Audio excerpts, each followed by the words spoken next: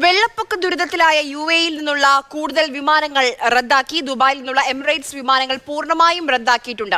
Fly Dubai, air Arabia സർവീസുകളും മുടങ്ങി. സുരേഷ് വെള്ളിമുറ്റം ദുബായിൽ നിന്ന് വിവരങ്ങളുമായി ചേരുന്നുണ്ട്. സുരേഷ്, ഇന്നത്തെ ഒരു കാലാവസ്ഥ എങ്ങനെയാണ്?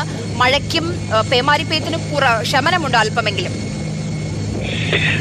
ആര്യ, മഴയുടെ ശക്തി കുറഞ്ഞിട്ടുണ്ട്. മഴ നന്നായി മാറി നിൽക്കുന്നുമുണ്ട്. തെളിഞ്ഞ കാലാവസ്ഥയാണ്. പക്ഷേ ഇതൊന്നും യുഎഇയെ സംബന്ധിച്ചിടത്തോളം ഒട്ടും ആശ്വാസകരമായിട്ടുള്ള ഒരു അവസ്ഥയല്ല ഇപ്പോൾ നൽകുന്നത്. പലയിടത്തു നിന്നും മലയോര മേഖലകളിലൊക്കെ പെയ്ത വെള്ളം ഇപ്പോൾ നഗരത്തിലേക്ക് മറ്റും ഒഴുകിയെത്തുന്നതേ ഉള്ളൂ.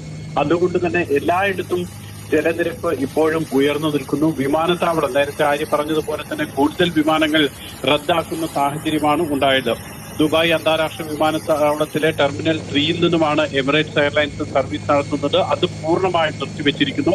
ഇന്ന് അർദ്ധരാത്രി വരെ ഒരു സർവീസും ടെർമിനൽ 3യിൽ നിന്നും ഉണ്ടാകില്ല എന്നുള്ളതാണ് എമിറേറ്റ്സ് എയർലൈൻസ് അറിയിച്ചിട്ടുള്ളത്. ചെക്ക് ഇൻ നടപടികൾ പൂർണ്ണമായും നിർത്തിവെച്ചിരിക്കുന്നു എന്ന് എമിറേറ്റ്സ് വ്യക്തമാക്കുന്നുണ്ട്. ടെർമിനൽ 2ൽ നിന്നുമാണ് ഫ്ലൈ ദുബായ് സർവീസ് നടത്തേണ്ടത്. ഇതും ഭാഗികമായി അടച്ചിരിക്കുകയാണ്. വിമാനങ്ങൾക്ക് ടേക്ക് ഓഫിന് പറ്റുന്നില്ല. വെള്ളം റൺവേയിലടക്കം ഇപ്പോഴും കെട്ടിക്കിടക്കുന്നു. ഷാർജ വിമാനത്താവളത്തെ സംബന്ധിച്ച് അവിടെ നിന്നും എയർ അറേബ്യയാണ് ഏറ്റവും അധികം സർവീസ് നടത്തുന്നത്. എല്ലാ സർവീസുകളും താൽക്കാലികമായി നിർത്തിവെച്ചതായാണ് എയർ അറേബ്യ അറിയിക്കുന്നത്. ഷാർജ വിമാനത്താവളത്തിലേക്ക് ആളുകൾക്ക് എത്താൻ കഴിയാത്ത സാഹചര്യവുമുണ്ട്. കാരണം അടുത്തുള്ള റോഡുകളൊക്കെ തന്നെ ഇപ്പോഴും വെള്ളം നിറഞ്ഞിരിക്കുകയാണ്. ഈ വിധത്തിൽ ദുബായ്, ഷാർജ അന്താരാഷ്ട്ര വിമാനത്താവളങ്ങളെയാണ് ഏറ്റവും അധികം മഴ ഇപ്പോൾ ബാധിച്ചിട്ടുള്ളത്, നോർമൽ സർവീസിനെ ബാധിച്ചിട്ടുള്ളത്. അതോടൊപ്പം തന്നെ ദുബായിലെ രണ്ടാമത്തെ വിമാനത്താവളമായിട്ടുള്ള അൽമക്തും വിമാനത്താവളവും പൂർണ്ണമായും വെള്ളത്തിലാണ്. സർവീസ് നടത്താൻ കഴിയുന്നില്ല. മറ്റ് മെട്രോ സർവീസ് ഭാഗികമായി പുനരാരംഭിച്ചിട്ടുണ്ട്. ബസ് സർവീസും ഭാഗികമായി പുനരാരംഭിച്ചിട്ടുണ്ട്. പക്ഷെ മെട്രോ പല സ്റ്റേഷനുകളും ഇപ്പോഴും വെള്ളത്തിലാണ്. അതുകൊണ്ട് തന്നെ റെഡ് ലൈനിലേക്ക് സർവീസ് നടത്താൻ കഴിയുന്നില്ല. നിരവധി ഷോപ്പിംഗ് മോളുകൾ ഇപ്പോഴും വെള്ളത്തിലാണ്.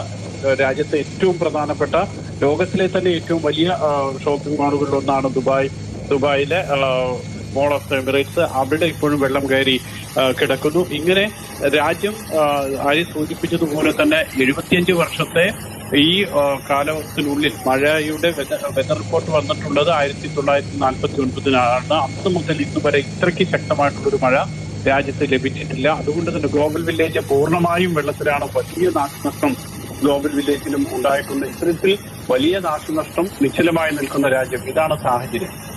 ശരി, സുരേഷ് വെള്ളിമുറ്റമാണ് വിവരങ്ങൾ നൽകിയത്. നമ്മൾ സമൂഹ മാധ്യമങ്ങളിലൊക്കെ പല ദൃശ്യങ്ങളും കാണുമ്പോൾ പേടിയാകുന്നുണ്ട്. ആ തരത്തിലാണ് ഇപ്പോൾ ഗൾഫ് രാജ്യങ്ങളിലെ കാലാവസ്ഥ എന്ന് പറയുന്നത്. ആ ദൃശ്യങ്ങളാണ് ഇപ്പോൾ നമ്മൾ കണ്ടുകൊണ്ടിരിക്കുന്നത്. എന്തായാലും അല്പം ഒന്ന് കുറഞ്ഞിട്ടുണ്ട് കഴിഞ്ഞ ദിവസത്തെയൊക്കെ അപേക്ഷിച്ച് നോക്കുമ്പോൾ പേമാരിപ്പേത്ത്.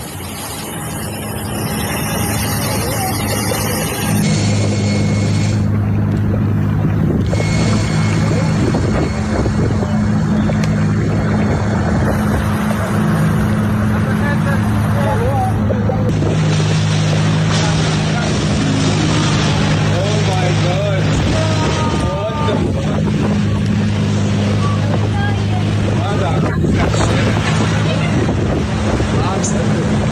E another,